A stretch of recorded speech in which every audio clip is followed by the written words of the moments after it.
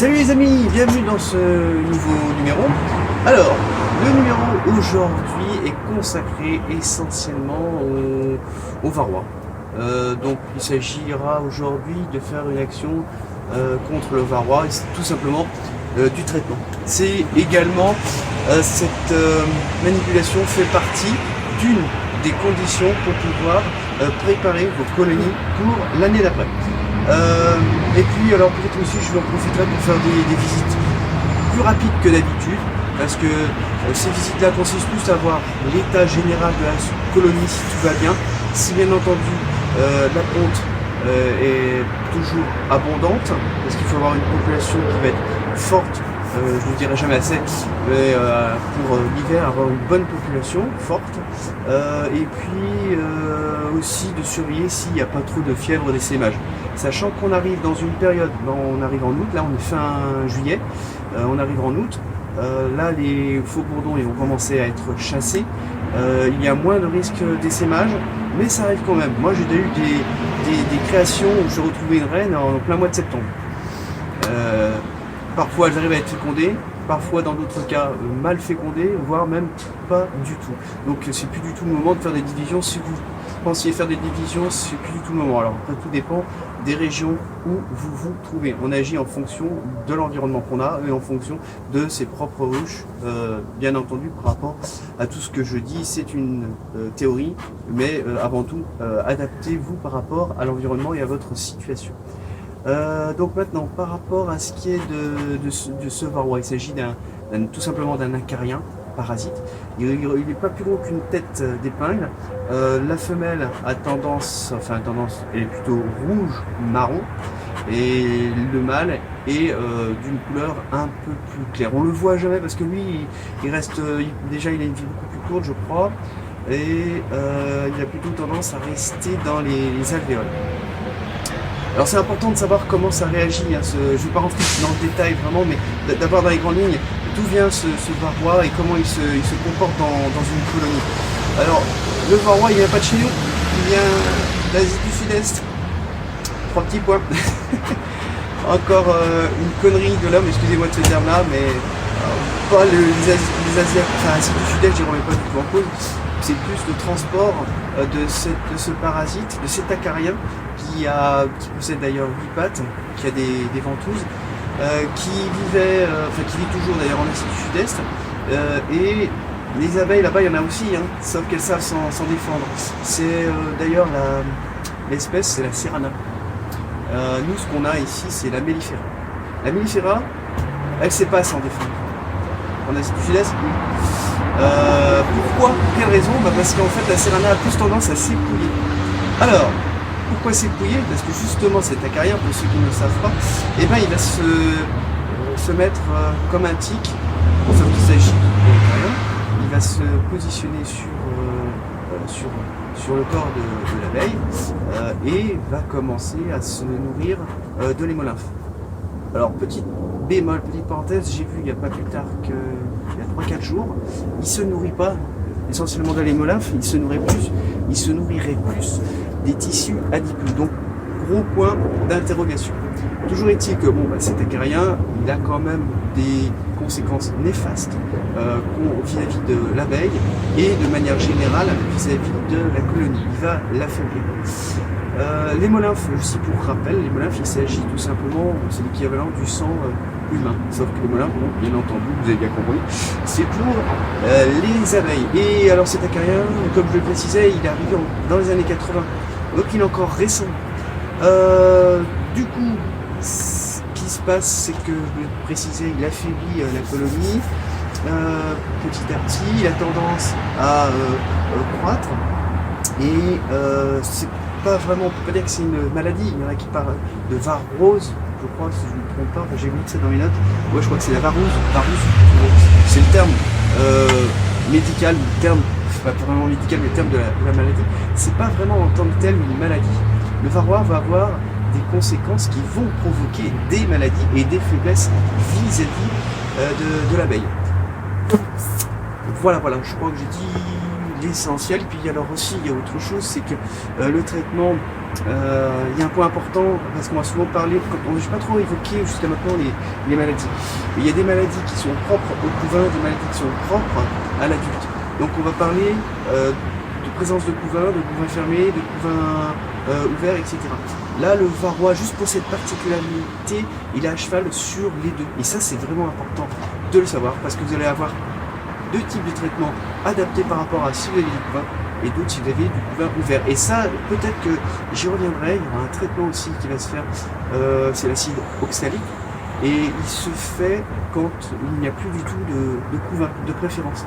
Et là, en fait, ça permet de vraiment abaisser fortement la population de varroa. J'en parle pas aujourd'hui, peut-être que j'aurai l'occasion d'en parler. Ce traitement est assez spécifique au traitement dont je vais parler aujourd'hui. Alors il y en a plusieurs types, et il faut les faire bien entendu hors niellé, hors du moment où vous avez des hausses, ça c'est à proscrire, c'est même interdit. Il faut le faire du coup quand vous arrivez juste après votre dernière récolte, vous avez retiré vos hausses et là vous mettez le traitement. Et il y a plusieurs types de traitements. Il y a des traitements plus ou moins naturels, biologiques, à base de thym, de thymol, des essences naturelles.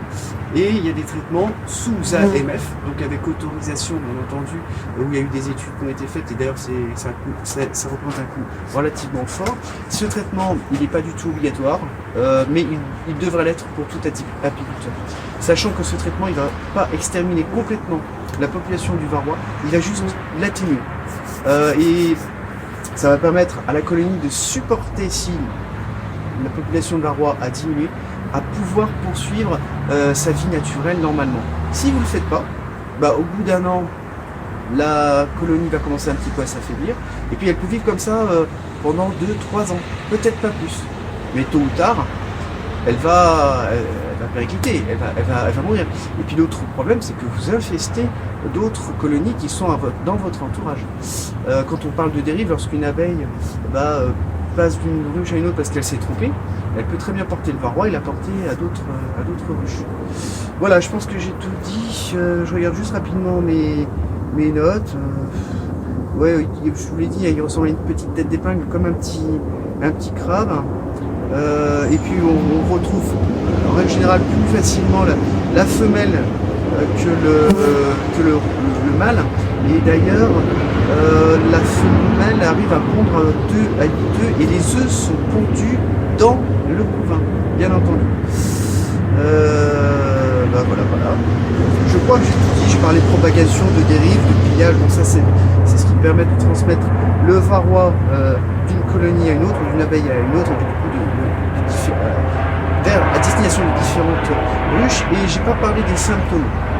Les symptômes, ça peut être des ailes atrophiées, ça peut être des abeilles traînantes, des vols difficiles. Si vous voyez cette multiplication se faire de manière importante, c'est qu'à ce moment-là, il y a une forte population de varroa. Aussi, je pourrais peut-être le préciser après, c'est le nombre de varroa, il se compte d'une certaine manière, grâce à, lorsque vous avez des tirettes juste en dessous du plancher, et bien de compter le nombre de varroa. Bon, j'y reviendrai un peu plus loin.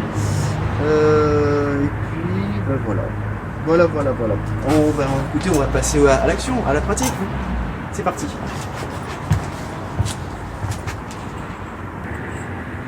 Alors, le produit, de quoi il s'agit? Je ne vais pas citer le nom, il en existe 2-3 sur le marché. Non pas pour faire de la pub ou de la mauvaise ou de la bonne, peu importe. Ils sont faciles à trouver, par intermédiaire de votre association, vous trouverez rapidement les noms. Il s'agit de languettes AMF, comme j'en parlais tout à l'heure, donc autorisation mise AMF, enfin sur le marché, quoi, on va dire, autorisation. Donc on peut pas utiliser n'importe quel produit. Apparemment ça c'est à base d'antibiotiques. Donc quand on parle d'antibiotiques, vous comprenez tout de suite que c'est des choses qu'il faut pas qu'on retrouve bien entendu dans le miel à consommer pour l'homme, tout simplement.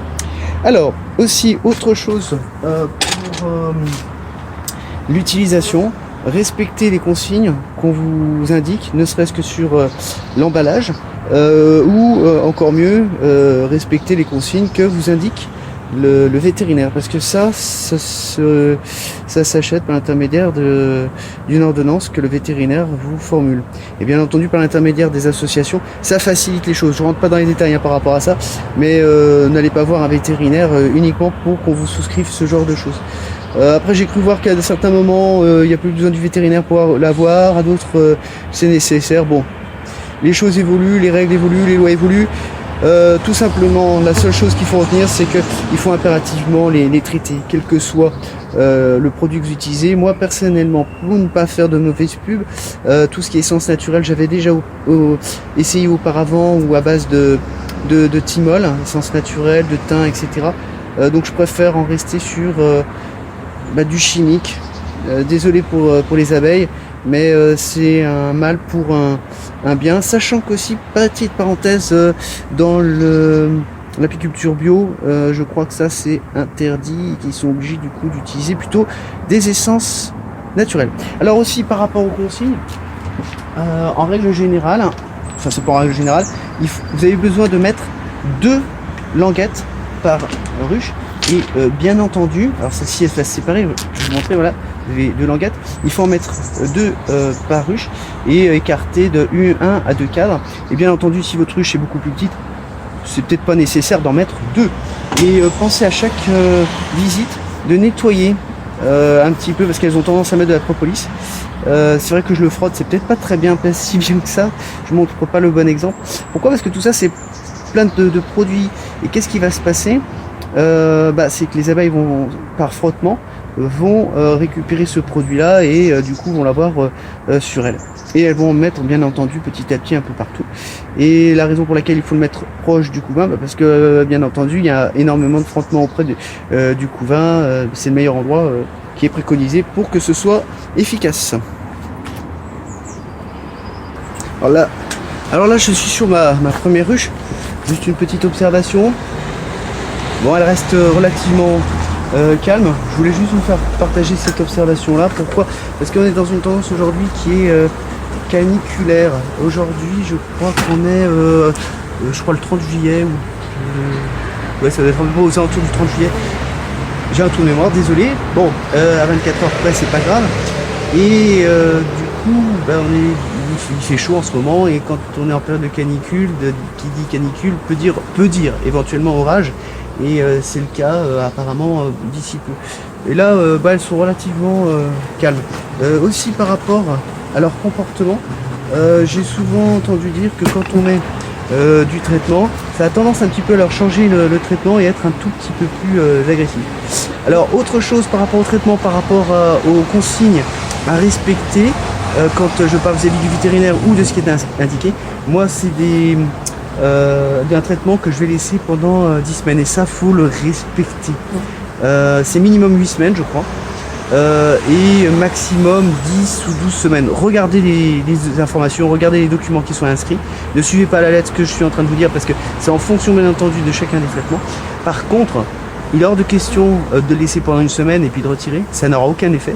Et il est hors de question également de le laisser pendant 4 mois. Parce que du coup après, derrière ça n'aura aucun effet, le varroa se sera habitué. Et il y en a qui le font, hein. Donc attention, parce qu'après du coup votre produit, vous aurez beau l'essayer, il n'y aura plus du tout d'efficacité. Et autre particularité, utilisez le même produit pour tout le même rucher et faites ce traitement en même temps et non pas en décalé, chaque ruche l'une après l'autre. Hors de question. Alors là, j'ai entamé ma visite, déjà j'ai commencé un petit peu. Il s'agit d'une visite, comme je l'avais précisé, qui va être beaucoup plus courte, parce que je regarde surtout l'état de ma colonie, si elle reste forte. Là c'est du couvain fermé dense, voir si j'ai des œufs. Dès que je vois que j'ai des œufs, là vous voyez que c'est tout rempli, donc aussi sec, je ferme, enfin tout rempli de couvain fermé. Donc je reviens sur ce que je disais. La recherche de sitôt je vois des œufs, c'est que c'est bon. La reine est là, la ponte est au rendez-vous, j'ai pas besoin de stimuler pour le moment. Donc là sur du couvain ouvert, et je trouve pas d'œufs pour le moment. Tiens, mais il y a une abeille là qui vient se nourrir, regardez. Et hop, elle est repartie. Bon, je sais pas si on l'a vu. Tranquille. Je me suis dit, tiens, c'est bizarre, elle fait partie de la colonie. Elle.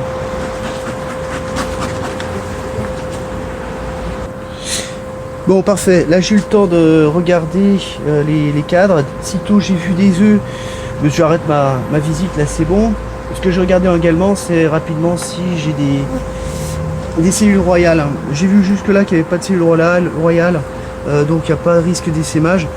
Pour moi, tout est bon. Vous voyez, je passe beaucoup moins de temps qu'auparavant. Ça prend moins de temps. Et donc, du coup, la dernière action que je vais pouvoir faire, c'est la mise en place de ce traitement. Alors ce fameux traitement, je l'avais montré tout à l'heure. Il s'agit donc de ces deux languettes. Et vous voyez que j'ai mis ici, je n'ai pas expliqué tout à l'heure, les fameux coups. Donc je repère où se trouvent les... comment ça s'appelle, le couvain.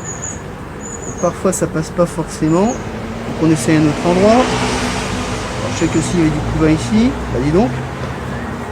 Ah, ça bloque. Et vous voyez que je vais prendre, je dirais, un décalage de 2-3 cadres pour que ce soit vraiment au centre. Ah bah voilà, là ça passe. Et là, voici la deuxième. Est-ce qu'on voit bien? Bah parfait. Donc je les décale, elles sont au centre. Et puis à tout moment, bon, quand je ferai mes visites, je vais les retirer, je vais les gratter comme je le précisais tout à l'heure, quitte à les repositionner sur le couvain. Il faut vraiment que ce soit positionné au couvain. C'est pas, ça a moins d'effet si vous les mettez en rive et c'est moins pertinent. Il faut que ça bouge un peu là. Hop, on va les remettre dedans. Hop. Donc voilà, je pense que je vous ai à peu près tout expliqué. Il y a peut-être quelques éléments, quelques précisions que j'ai expliquées, sachant que ça, il s'agit d'un produit dit chimique, où il y a des antibiotiques, enfin chimique, médical quoi. Je sais pas comment, quel est le bon terme, mais c'est apparemment dit chimique. Donc chaque méthode est différente en termes d'application, de temps, etc. Là, je suis parti pour 10 semaines. Je vais le noter dans mes notes. Autre point très important, c'est de le noter aussi sur votre cahier de suivi. Parce que si jamais vous avez besoin d'un contrôle, enfin, il y a un contrôle qui s'effectue par un agent sanitaire ou quoi que ce soit, vous avez besoin d'une traçabilité par rapport à ça. Et dans 10 semaines, du coup, je les retire. Attention, ne pas les jeter dans vos ordures. À ce moment-là, comme vous faites partie d'une association, enfin, c'est ce que je vous recommande en tant qu'agriculteur amateur, agriculteur professionnel. Vous faites comme vous voulez. Ça, c'est, je pense que vous savez très bien ce que vous faites et mieux qu'un amateur en règle générale. Ce que je veux dire par là, c'est que ces produits-là, vous les récupérez, vous les jetez pas et vous les remettez lors, par exemple, d'une AG, d'une assemblée générale, à votre association. Et eux sauront comment s'en débarrasser.